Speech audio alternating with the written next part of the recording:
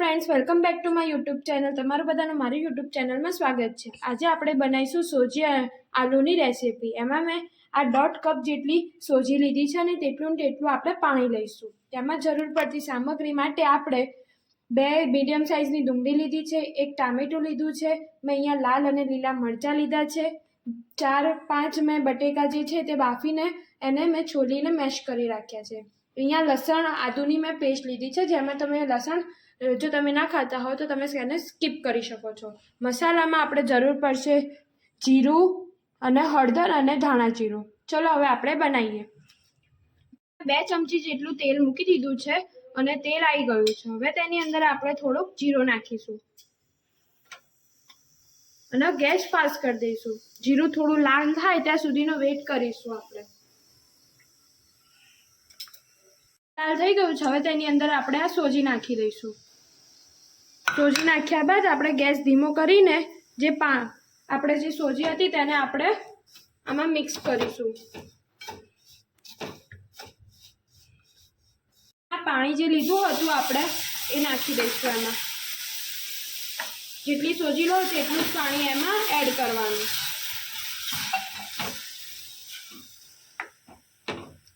एमां हवे आपणे थोडुं स्वाद अनुसार मीठुं एड करी दईशुं। હવે આપણે તેને આપણે મીડિયમ ફાસ્ટ ગેસે હલાવીશું। આવી રીતના તેને હલાવતા રહેવાનું। હવે આપણું આ થઈ ગયું છે અને તેને લોયું બી છોડી દીધું છે। હવે તેનો ગેસ આપણે બંધ કરી દઈશું અને તેને ઠંડુ કરી દઈશું। હવે ત્યાં સુધીમાં આપણે એનો મસાલો બનાવી દઈશું। એ માટે જરૂર પડતો આપણે મસાલો બનાવીશું। અહીંયા મસાલો કરવા માટેથી મેં અહીંયા આગળ 3 ચમચી જેટલું તેલ મૂકી દીધું છે અને તેલ આવી ગયું છે। હવે તેની અંદર આપણે 1 चमची જેટલું જીરું એડ કરીશું। આપણું જે જીરું એ થઈ ગયું છે। હવે તેની અંદર આપણે જે લસણ અને આદુની જે પેસ્ટ બનાવી હતી તે એની અંદર એડ કરી દઈશું। ગેસ ધીમો કરી દઈશું આપણે।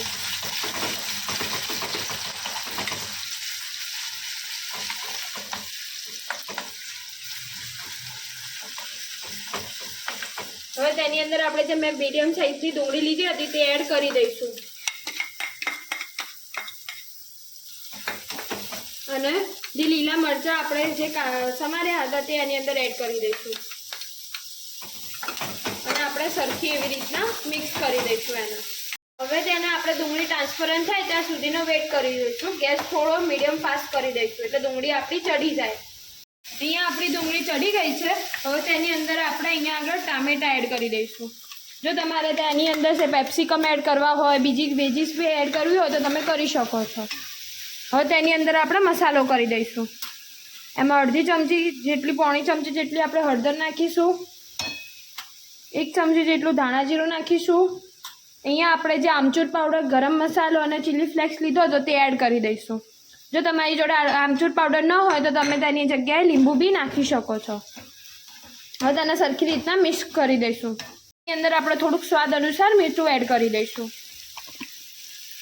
અને મિક્સ કરી દઈશું। આપણો મસાલો ચડી ગયો છે, ટામેટા બી ચડી ગયા છે અને મસાલો બી થઈ ગયો છે। હવે તેની અંદર આપણે જે બટેકા જે કર્યા હતા તે એડ કરી દઈશું અને બરાબર રીતના હલાવી દઈશું। આપણે હવે જે સોજી લીધી હતી તેનો આપણે ડો બનાવીશું।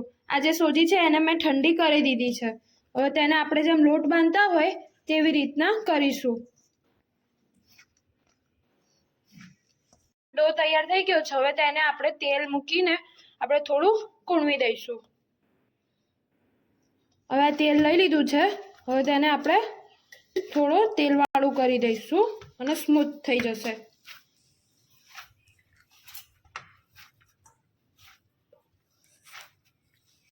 હવે આપણો ડો તૈયાર થઈ ગયો છે। હવે તેને આપણે થોડું લૂવું લઈને એને આમ કરી દઈશું।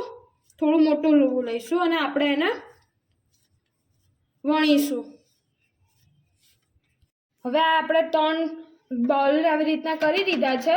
હવે તેને આપણે અહીંયા આગળ આવી રીતના તેલ મૂકી દઈશું અને એને તેલને આવી રીતના હાથેથી ફેલાવી દઈશું। હવે તેની ઉપર આપણે આ જે ગોળ કર્યું હતું તેને આવી રીતના હાથેથી કરીને રોટલીના રોટલાની જેમ વણી દઈશું।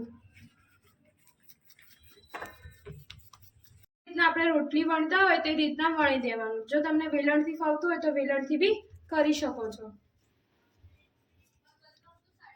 આપણે આ જે રોટલીનું વણી છે તેને આવી રીતના ચપ્પેથી એ કરી દઈશું, જેથી કરીને આપણે રોટલી ઉખડી જાય. હવે તેને ઊંધું કરી દઈશું અને એને આવી રીતના વાટકીના માપથી આવી રીતના અને શેપ પાડી દઈશું અને આવી રીતના એને કાપી દઈશું. જો તમે મારી વિડીયો ઉપર વિડીયોમાં નવા હોય તો લાઈક કરજો, શેર કરજો અને સબસ્ક્રાઈબ કરી દેજો. આવી રીતના જે આપણે ગોળ ગોળ કર્યા હતા તેને આગળનું જે હતું વધારાનું તે કાઢીને મેં આવી રીતના કાઢી દીધું છે. હવે આવી રીતના બીજી રીતના આપણે આવા રોટલા વણી દઈશું. હવે જે આપણે આ મસાલો બનાવ્યો તો તે ઠંડો થઈ ગયો છે. હવે તેને આવી રીતના લઈને આપણે જે રીતનું માપનું લીધું હતું તેને આપણે આવી રીતના લઈને આવી રીતના ગોળ ગોળ કરી દઈશું, જેમ આપણી ટિક્કી હોય ને તેવી રીતના. આવી રીતના ગોળ ગોળ કરીને મેં આવી રીતના શેપ ગોળ કરી દેવાનો અને આવી રીતના બધા કરી દેવાના.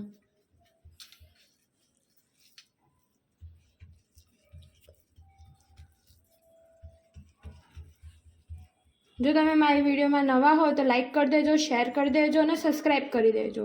અને જો રેસીપી ગમી હોય તો કોમેન્ટ કરી દેજો, જેથી કરીને તમને આવા નવા વિડીયો નવા મળતા રહે. આવી રીતના તેને ટિક્કીની રીતના કરી દેવાનું.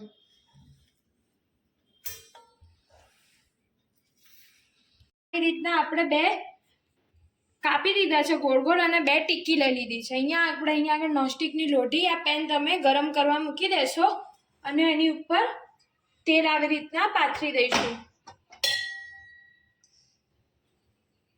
અને આ જે આપણે બે ગોળ સોજીનું બનાવ્યું હતું તેની ઉપર આવી રીતના બે ટિક્કી લઈને આમ એક ઉપર એક મૂકીને આવી રીતના ગોળ ગોળ કરી દેવાનું, જેથી કરીને આપણો માવો બી સરખો એ થઈ જાય અને ચોટી બી જાય એકબીજાના. અને પછી એની ઉપર આપણે આ રીતના કાપા પાડી દઈશું, જેથી કરીને આપણે થોડીક ડિઝાઇન બી સારી થઈ જાય બે બાજુ.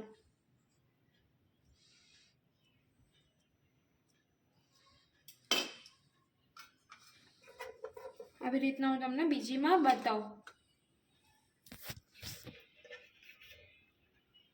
અને આના આવી રીતના ફરથી કરીને આમ ગોળ ગોળ કરી દેવાનું, જેથી કરીને આપણે ટિક્કી અને સરખી રીતના ગોળ થઈ જાય. આવી રીતના છરીથી તેને આવી રીતના કાપા પાડી દઈશું.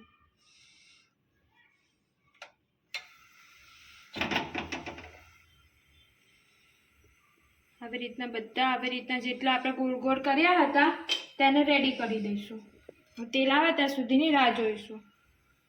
હવે આ જે આપણે ગોળ ગોળ સોજીના જે કર્યા હતા તેને આવી રીતના મૂકી દઈશું અને એના બે સાઈડ તળી જેવું દઈશું, જેથી કરીને ક્રન્ચી થઈ જાય. મીડિયમ ફાસ્ટ ગેસ રાખીશું આપણે. હવે આ જે આપણે બનાવ્યું હતું તેના રોટી પર તળવા માટે મૂકી દઈશું.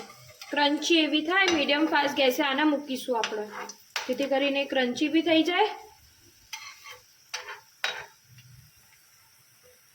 અને વચ્ચે વચ્ચે ચેક કરતા રહીશું કે આપણે લાલ થઈ છે કે નહીં. જો ધીમે ધીમે ગુલાબી થવા લાગી છે. પાછું એને પલટાઈને એને ક્રન્ચી થવા દઈશું.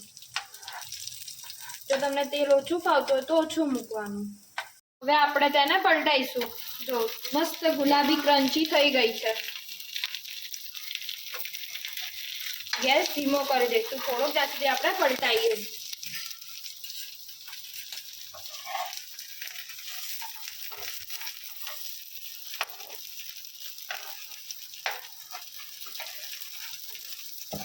તેને પલટાઈ પલટાઈ દઈશું અને ચેક કરી લઈશું થઈ ગયું છે કે નહીં. હજી આ થોડીક બાકી છે એટલે ફરીથી આને પલટાઈ દઈશું આપણે. મસ્ત ક્રન્ચી એવી આપણી ડીશ રેડી થઈ જવાની છે.